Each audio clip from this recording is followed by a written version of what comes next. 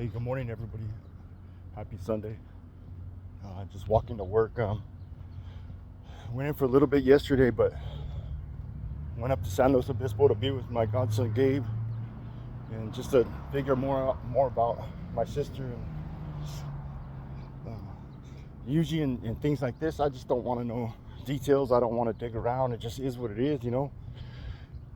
But this one, my heart can't rest until it's all settled. It's all settled, and accountability. But yesterday was,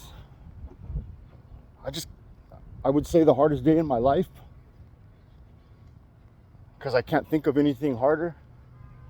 I could think of things that were very, very hard and very traumatic, but I don't know, man.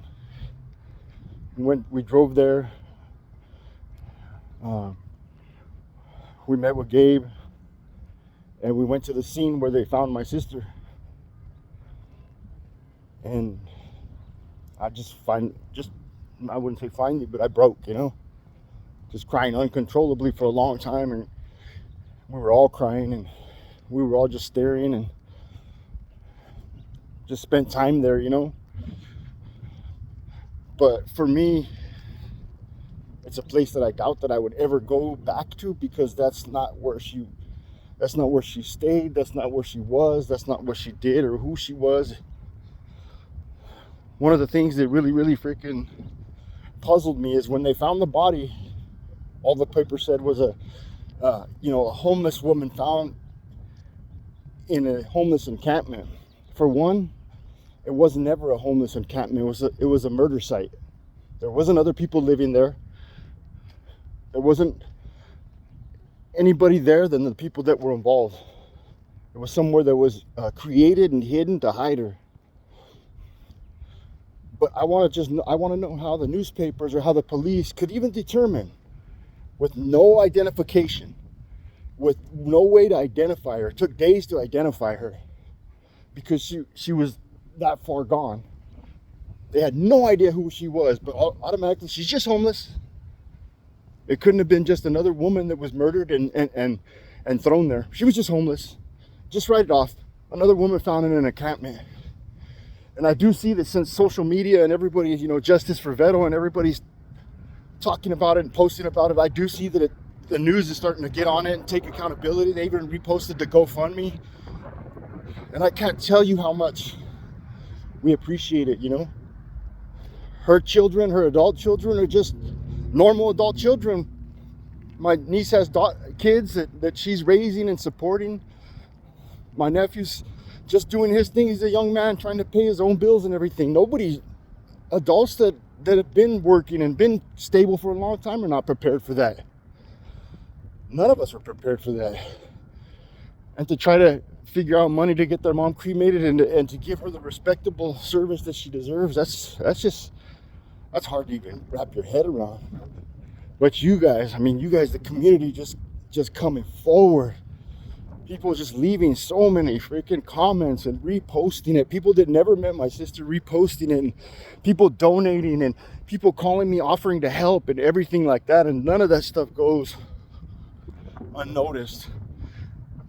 And if I've missed any kind of response or anything, please let me know, because I want to respond to everybody. There's some people that ask for questions and details, and we're not ready to do all that. That'll come in time, and I'm sorry. We did tell you right out of the gate that her life was taken. She didn't OD somewhere. She didn't, just die accidentally. Her life was taken. Point blank. It's not an investigation of a murder. It's not a possible murder. The police knew that it was a murder from the very second that they went. And I know that for a fact. So I just want to say that when you see people that are maybe homeless or don't have anywhere to go, you have to understand that there's reasons why they do that. There's reasons why. There's not the first family member that I've lost that way, unfortunately. In a lot of ways, I think Veto was trying to emulate our biological father, because that's how he lived. He liked being out there in the streets, and he liked to I mean, he would have places to go, and he would just take off and want to go live with the other homeless people. I don't know. That's not my business to understand that. But it's not my business to judge anybody either. If we see somebody that's struggling, it's not our business to judge them. You don't know why they're there. You don't know what kind of trauma they're running from. Just because you shut your trauma down and stayed within four walls doesn't mean you're any better than the person that couldn't shut their trauma down and decided to go off the grid. But all I know is we've met so many random people that came up to us and told us stories about her and how she didn't do anyone wrong. She was so sweet that every single day she had her makeup on and she was always well dressed. She didn't get people involved in her business, but she would go spend time with other people. And another thing that they said is that she was constantly hustling, which I know my sister like that. Not stealing, not doing grimy stuff, but going to wherever she could to get donations of clothes and food and things like that. And he didn't say that she was doing all that stuff for herself. She was doing it to hand out. As soon as she would get it, she would hand it out. So whatever judgment some people might try to pass on my sister for how her life crumbled in the last few years, just remember that she was acting more like Jesus than some of you that never left church at all. Some of you that are sitting in church today, right now, in worship, raising your hands, pretending that you're holier than thou, and looking down on other people, you couldn't lift a candle to Vettel. He says, wherever they're hungry, go feed them. Wherever they're sick, go heal them. Wherever they're weary, go love them. That's exactly what she was doing.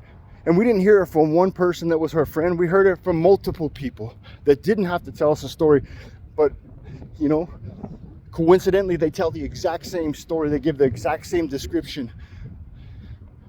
There was like a little community out there and they all loved her. You know, a lot of them were just finding out that it was her that was found. And that happened yesterday. The man that actually found her, he shook because he didn't know that it was her, and she was his friend. He was worried about how he was going to tell his girlfriend because she had been so good to his girlfriend. So that's about all the detail that I'm going to give on all of that. Thank you all for doing what you guys are doing. Just know that justice will come because justice belongs to God. I don't want to use the word revenge because revenge is not what we want. We want justice. Vettel doesn't care about revenge right now. She's living in glory where forgiveness is realized and where redemption is real. She doesn't care about someone paying for a crime. We're not trying to pay for a crime. We're trying to close that book. Just to know what happened, how it happened, and why it happened. But that's only that's only a moment in her life.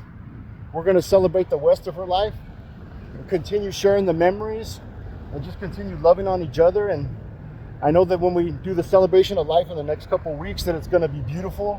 It's going to be something that honors her, something where people from every part of the town or the county or wherever, you know, Vettel brought people together. She'd bring homies from the east side and the west side together like it was nothing. She would bring people from Goleta everywhere. And that's what we're going to do. So people ask me how I'm doing. I'm not doing good, but I'm not crashing out. I feel this crazy measure of grace, and God is just like walking me through all of this.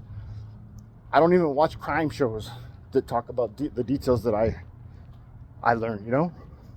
I don't even like that kind of stuff. But we needed to know. So justice for Vettel, and I love you guys all for loving her and supporting her. Please keep all of the kids in prayer. God bless you.